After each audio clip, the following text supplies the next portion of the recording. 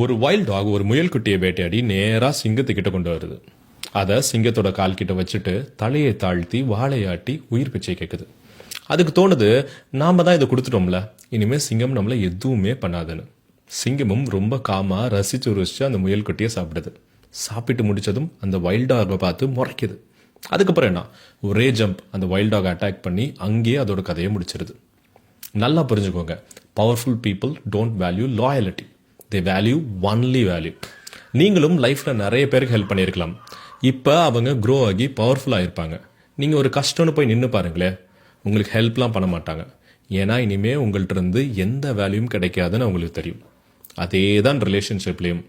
யாராவது பிடிக்கணும்னு சொல்லி நீங்கள் உங்களை ரொம்ப தாழ்த்தி அவங்களுக்கு நிறைய பண்ணியிருப்பீங்க. பட் ஒன்ஸ் உங்களால் பண்ண முடியலன்னா அவங்களுக்கு இந்த ரிலேஷன்ஷிப்பில் எந்த வேல்யூமே கிடைக்காது. அவ்வளவுதான், chapter close.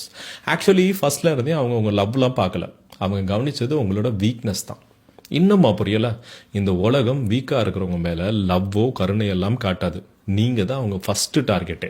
So start building your value and become powerful. And அவங்க நமக்கு பண்ணதை நம்ம யாருக்கும் பண்ணிடக்கூடாது.